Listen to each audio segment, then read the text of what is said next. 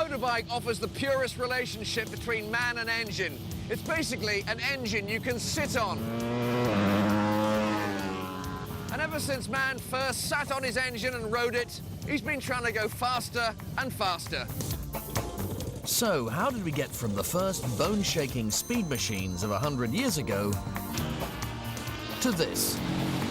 It all started with this, the bicycle, and this, the internal combustion engine.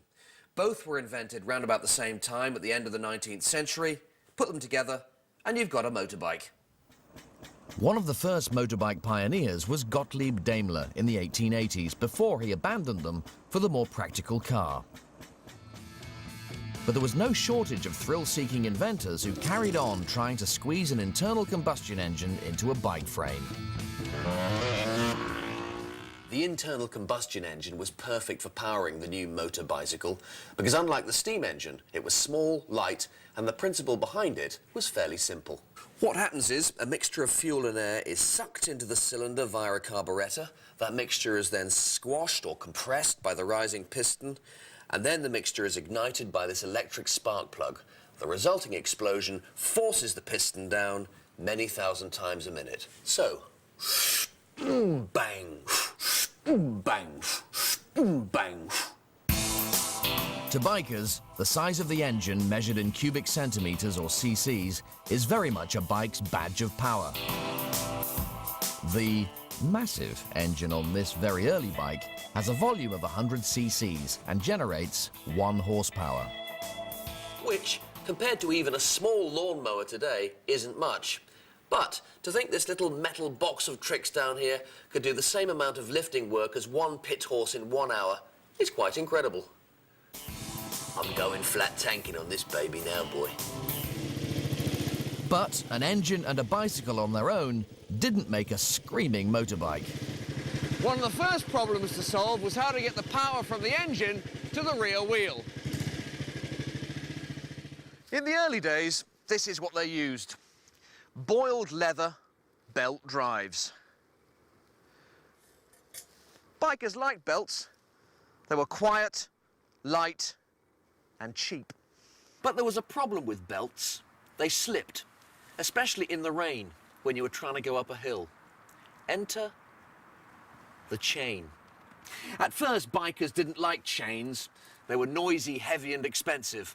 But they were the future. Didn't slip and lets you get more power to the back wheel. 20 years of bike engine development followed. Everything possible was done to maximize performance and power. First, engineers decided that it was best to put the engine low down in the frame, just as on this 1905 Norton, a machine that was cutting edge for its day. Norton founded his company in Birmingham in 1898, supplying components to the newfangled motorcycle trade. He was an engineering genius, and by 1907, his machines were winning the classic Isle of Man TT motorbike races. And for the next 60 years, Nortons were at the forefront of bike engineering. James Lansdowne Norton was the grandfather of British motorcycling. Jimbo, my son, you're a veritable diva. Like a lot of early machines, the massive engines behind Norton's TT winning bikes had just 1 cylinder. An engine type limited by how big you can build 1 cylinder before it shakes itself to destruction. Single-cylinder engines are not ideal in the search for power. You can only make them so big. 500cc is about the optimum size for a big single-cylinder motorcycle, which is what this Norton International is. And to be honest with you, a single-cylinder bike delivers power in a soul-soothing kind of way, unlike any other bike. And a big British single is an excellent ride once you get it started. Here goes. Right, let's just tickle the carb a bit. There we go. Get some fuel in the float chamber. There we are. OK, let's feel for a bit of compression there, and then just ease it slightly over compression. There we go. Bit of retard on it. And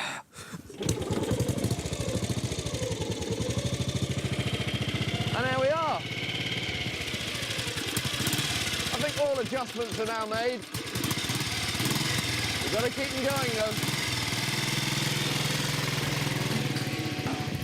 I've been addicted to bikes since I was a teenager, and amongst single-cylinder machines, this 1955 Norton is one of my favorites. But lovely as single cylinders are, you can only build them so big. For a bigger engine, you need more cylinders. Like this beauty at the Sammy Miller Museum. Look at this absolutely magnificent 1916 Henderson. It's got 4 cylinders in a line, 1, 2, 3, 4, a total capacity of 950 cc's. That's twice the capacity of the Norton and a similar capacity to many of today's small cars. And it developed a staggering 7 horsepower.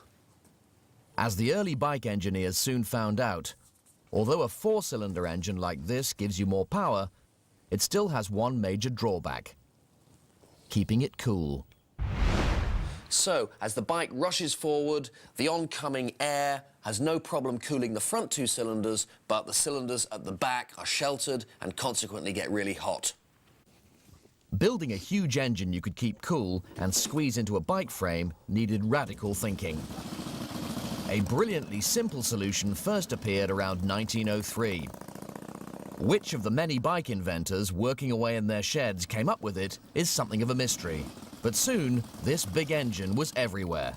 I've got one in my old Indian. A lot of engineers settled on the configuration of V-twin in those early days.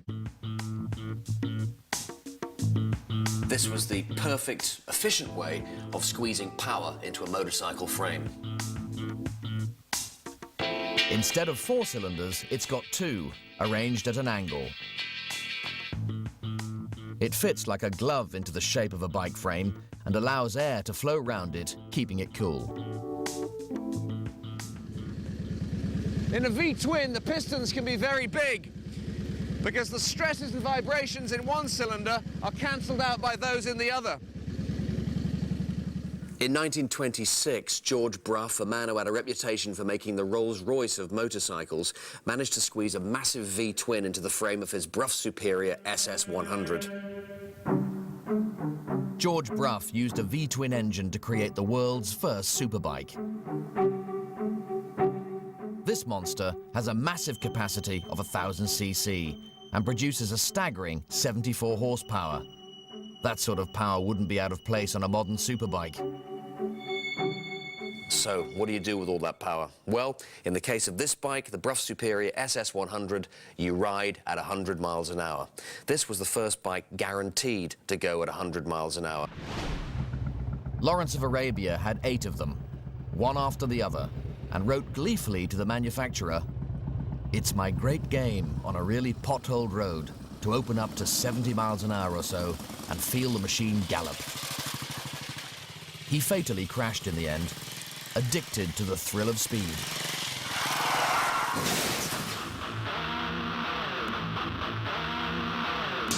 But there was speed and there was massive.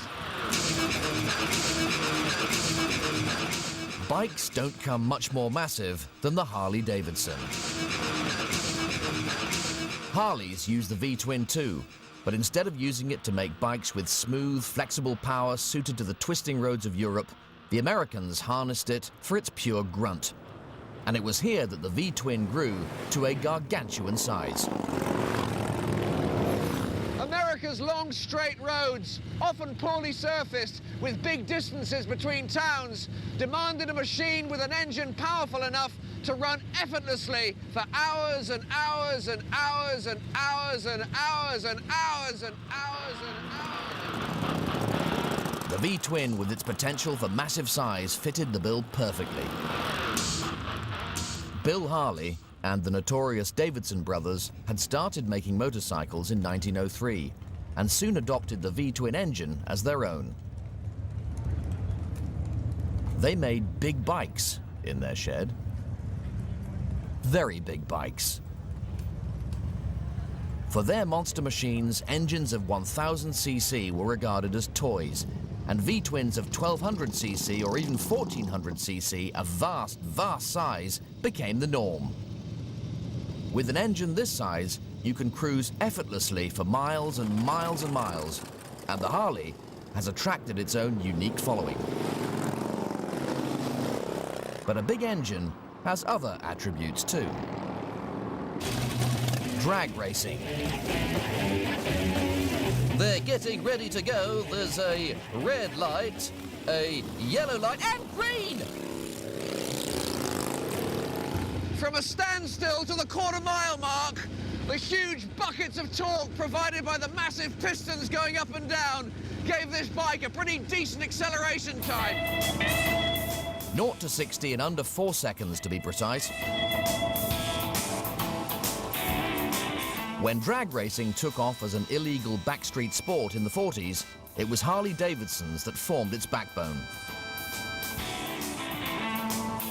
These truly massive V-twins have a cult following. But there's a group of bikers whose machines are even bigger.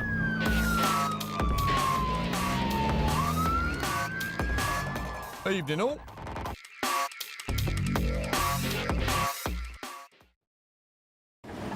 A motorbike is an engine you can sit on. And massive bikes are heavy engines you can just about straddle. Riding something this big is a real art. This lot ride the heaviest bikes on the road. And I'm off to join them.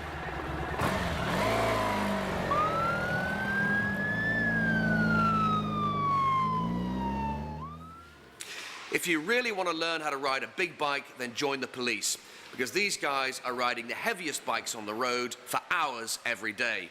This particular police bike is a Honda Pan-European ST 1100, and with all its lights, sirens, radios, it weighs a staggering 880 pounds. That's well over twice the weight of my old Triumph at home. Now, if this machine fell over, well, after 2 millennia in the gym, I don't think I'll be able to pick it up. Fortunately, I know a man who's going to help me with all the do's and don'ts about riding police bikes. Sergeant Les Brown. Chris, nice to meet you. Nice to meet you too, sir. I understand, Chris, you've got a driving licence. I have. Stable of bikes? 2 or 3 old clunks at home, yes. We've got to make sure you can see.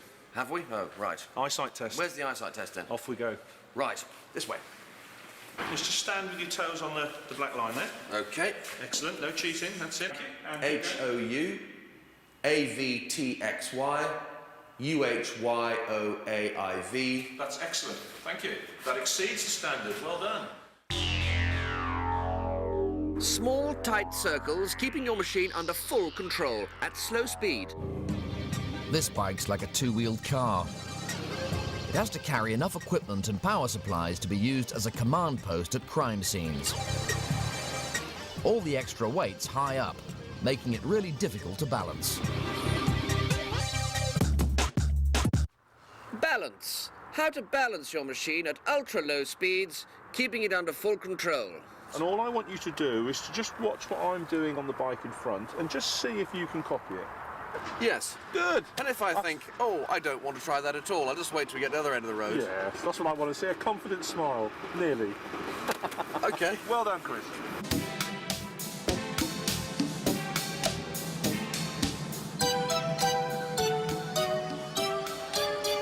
Balancing like this is pretty difficult, and even the saddle's not a safe place to be.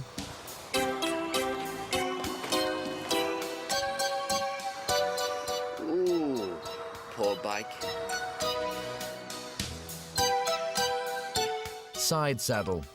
You get this wrong, there's no way you can get your feet down. Can you spot which one's me?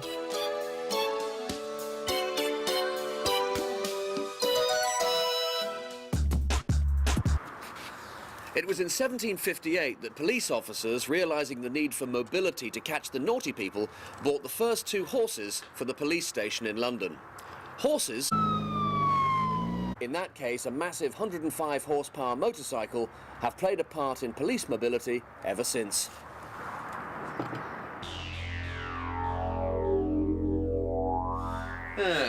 Not as much room in here as Tom Baker had me believe.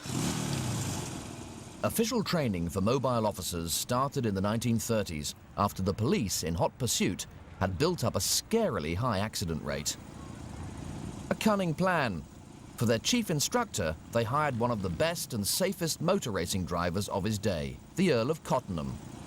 He basically wrote the police training manual. Roadcraft.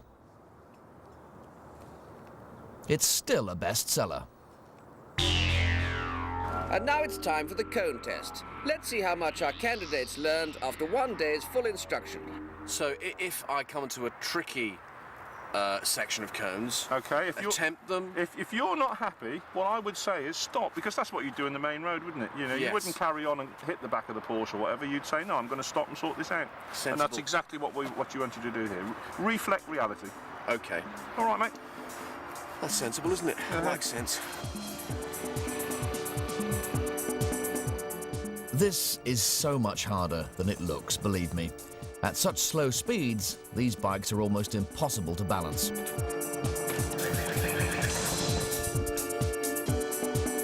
Of course, you need the right technique and a lot of practice too. But you've really got to concentrate.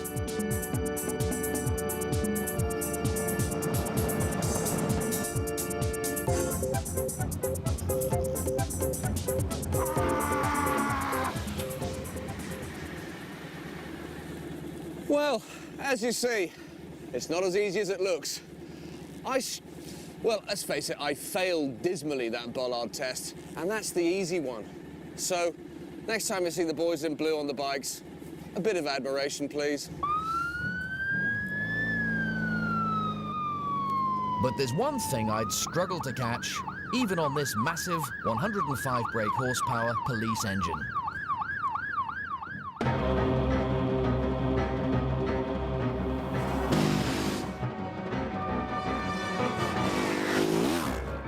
I give you the mighty World Superbike Champion machine, the Ducati 999! Its V-twin engine generates a staggering 139 brake horsepower. Yet terrifyingly, it weighs less than half the police bike.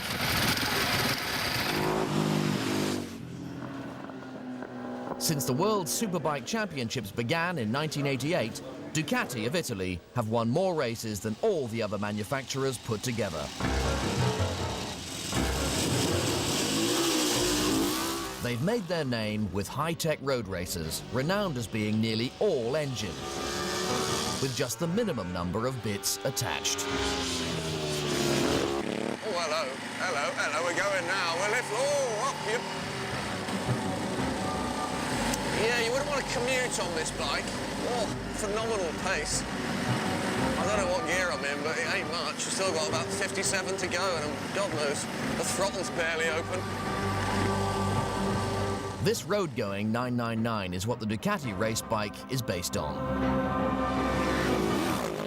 Look at it. It's doing 200 miles an hour just standing still. But what makes it go so fast?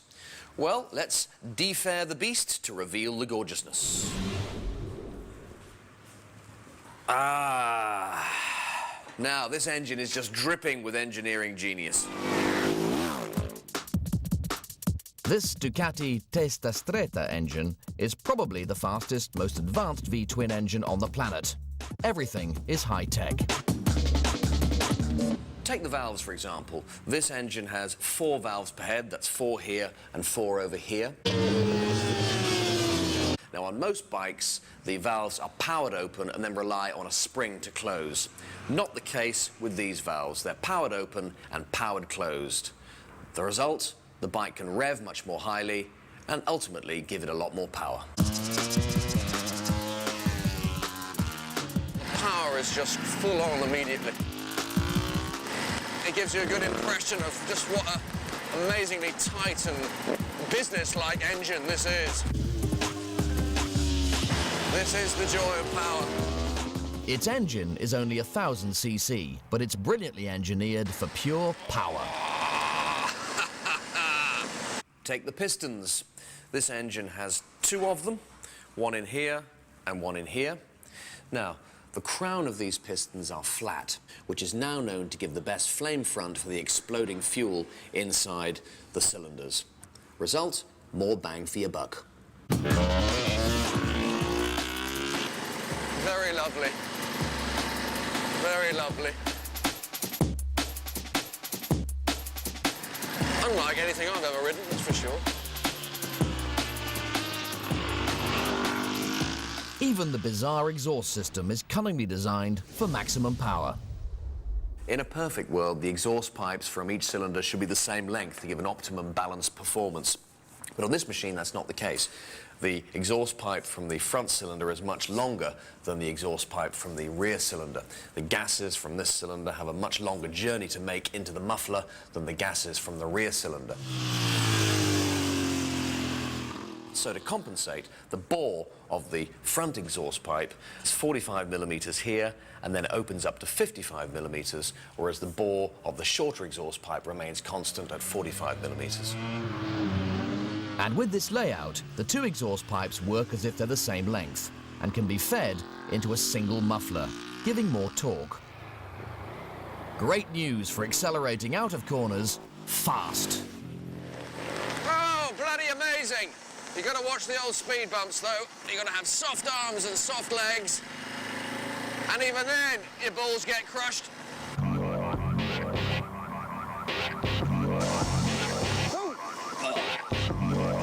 139 horsepower from an engine that weighs little more than a feather.